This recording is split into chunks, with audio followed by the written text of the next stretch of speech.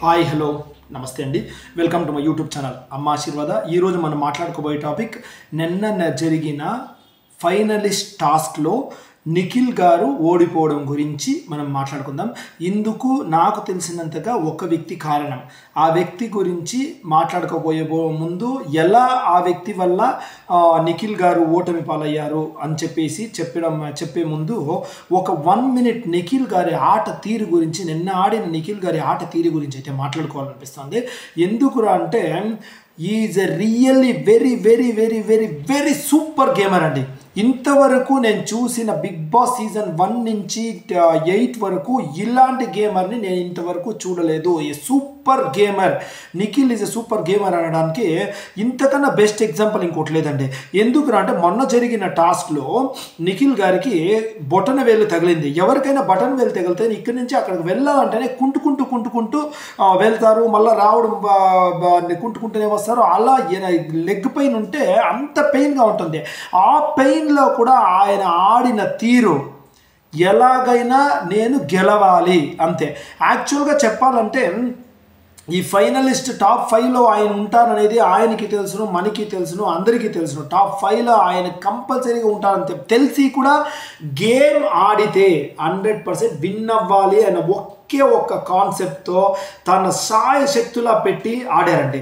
నిన్న జరిగిన గేమ్ విషయానికి వస్తే బిగ్ బాస్ బజర్ మోగగానే ఆ రూమ్లోకి పరిగెత్తి వెళ్ళింది నిఖిల్. ఫస్ట్ అక్కడ పైన కొట్టింది ఫస్ట్ నిఖిల్, తర్వాత అది కింద పడిగానే దాన్ని ఎత్తుకొని వచ్చింది, అవుట్ సైడ్ గ్రౌండ్లోకి వచ్చింది నిఖిల్ ఫస్ట్, తర్వాత అక్కడ బోర్డు పైన పెట్టింది నిఖిల్ ఫస్ట్, ఆ తర్వాత బాల్స్ ఎత్తుకొనేసి ఆ మూట్లు ఎత్తుకొనేసి ఆ పై నుండి కొట్టింది ఫస్ట్ నిఖిల్, తర్వాత అది ఎత్తుకొని పెట్టింది ఫస్ట్ నిఖిల్. అలా అన్నిటిలోనూ నెంబర్ 1 నిఖిల్ పర్ఫార్మెన్స్ అనేసి చెప్పుకోవచ్చు. అన్నిట్లోనూ ఫస్టే వచ్చారండి నిఖిల్లో.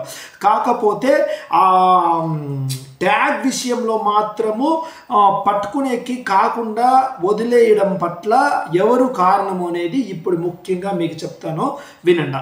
దీనికి కారణం ఏంట్రా అంటే ఫస్ట్ నిఖిల్ వచ్చేసి అన్ని ఫస్ట్ ఫైనలిస్ట్ అని చెప్పేసి జోడించడం అయితే జరిగింది. అది జరిగిన తర్వాత కూడా నిఖిల్ ఇలా వెనక్కి వెళ్తూ ఇక ఇంకేంటి స్టెప్, ఒక 1 step ఫార్వర్డ్ అయింటేనా బ్యాక్వర్డ్ అయింటేనా నిఖిల్ ఫస్ట్ ఫైనలిస్ట్ అయ్యేవాడు. అలాంటి టైంలో అక్కడి నుంచి రోహిణి వచ్చి లాస్ట్ వచ్చిందండి. ఎంత లాస్ట్ అంటే వీళ్ళిద్దరిది అయిపోయిన తర్వాత కూడా, వీళ్ళిద్దరూ పెట్టడం స్టార్ట్ అయిన తర్వాత కూడా రోహిణిది అయితే కావటం లేదు. రోహిణి పైన వేస్తూ ఉంది, అది పైనే ఉండిపోవడము లేదా దాని నుంచి కిందకి ఫైనలిస్ట్ బాక్సెస్ కిందకి పడిపోవడంతో తను జోరుగా వేసేసి తను ఆ ఫైనలిస్ట్ బాక్స్ అన్ని కింద పడిన తర్వాత తను అన్ని పట్టుకుని పరిగెత్తుకుంటూ నిఖిల్ ముందే వెళ్ళిందండి. ఆ పరిగెత్తుకుంటూ వెళ్ళే ఊపులో, ఆమె ఉండే వెయిట్కి వెళ్ళే ఊపులో అది లైట్గా షేక్ అయ్యి ఆ ఫైనలిస్ట్ అనేది కింద పడడం అయితే జరిగింది.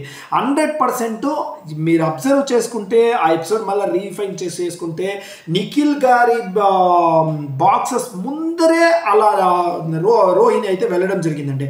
ఆమె వెళ్ళిన ఫోర్స్కి ఆ గాలి కూడా పడి ఉండొచ్చినది, లేదంటే ఆమె వచ్చిన దీనికి ఎవరికే కన్నా ఇలా పట్టుకోవాలా 100% పెట్టుకోవాలంటే ఎవరైనా ఒక వ్యక్తి అలా వస్తే కంపల్సరీగా ఇలా షేక్ అవుతుందండి. అలా షేక్ అవ్వడం మూలాన నిఖిల్ది పడిపోయిందే. కానీ దీనికి నిఖిల్ 100% ఫైనలిస్ట్లో కూడా ఫస్ట్ ఫైనలిస్ట్ నిఖిల్ అయ్యేవారు. ఈ ఒక్క రీజన్తోనే నిఖిల్ ఓడిపోవడం జరిగింది అనేది అయితే నా ఒక ఒపీనియన్. ఇంకొకటి ఏంట్రా అంటే అలా మీరు అనుకోవచ్చును, సరే ఫస్ట్ టైం పడిపోయింది కదా, ఆ పాటికి అవినాష్ కూడా పెట్టిండలేదు కదా, అవినాష్ ఎలా పెట్టకూడదు, అవినాష్ పెట్టిండొచ్చింది కదా అని చెప్పేసి మీకు అందరికీ అనిపించచ్చును, అవినాష్ ముందు పెట్టిండొచ్చింది కదా అని చెప్పేసి. కాకపోతే అవినాష్ టెన్షన్ ఫ్రీగా నిఖిల్ పడిపోయింది చూసినారు కాబట్టి టెన్షన్ ఫ్రీగా అవినాష్ పెట్టడం అయితే జరిగింది, మనం పెట్టాలి అని చెప్పేసి. కానీ నిఖిల్కి ఎలాంటి టెన్షన్ మొదలైందంటే ఆమె రాగానే ఇంకా దొబ్బేస్తుందేమో అనే టెన్షన్తో నిఖిల్ కాస్త లూజ్ అయ్యాడో లేదంటే ఆ ఫోర్స్కి పడిపోయిందో తెలియదు. కానీ ఆ టెన్షన్ అనేది ఆయన పడిపోయిన తర్వాత ఆయన పెట్టేటప్పుడు అయ్యో వాళ్ళు పెట్టేస్తూ ఉంటారు, అవినాష్ కూడా దగ్గరికి వచ్చేసినట్టు మనం పెట్టాలని అనే టెన్షన్, విపరీతమైన టెన్షన్తో పెట్టాడు. కాబట్టి కాస్త అటో ఇటో అయ్యి నిఖిల్ది కూడా కిందకు పడ్డం అయితే జరిగింది. 100% ఇదే జరిగింది. లేకపోతే ఇలాంటి టాస్కులు నిఖిల్ ఎన్నో చూశాడండి, ఎన్నెన్నో చూశాడు. ఇలాంటివంతా నిఖిల్కి ఒక దీంతో సమానము. అలాంటి నిఖిల్ ఓడిపోవడానికి గల కారణం ఇదే. మీ కామెంట్ ఏంట్రా అని చెప్పేసి మీరు కూడా మీ కామెంట్ రూపంలో తెలియజేయండి. నిఖిల్ గురించి అకస్మాత్ ఏమైనా చెడ్డగా చెప్పాలనుకునేట్లుంటే కనుక ఫస్ట్ నిఖిల్ ఆట పూర్తి తనకు ఏళ్ళు తగిలినా కానీ ఎంత సిన్సియర్గా ఎంత ఫాస్ట్లో ఆడాడని చెప్పేసి తెలుసుకుని మళ్ళా మీరు కామెంట్ పెట్టాలని చెప్పేసి మనస్ఫూర్తిగా కోరుకుంటూ నిఖిల్ లాంటి అతను విన్నర్ కావాలని, ఇలాంటి గేమర్ని విన్ చేయకపోతే మనకి నిజంగా ఓట్లు వేసి కూడా ప్రయోజనం ఉండదని మరొకసారి భావిస్తూ జై హింద్.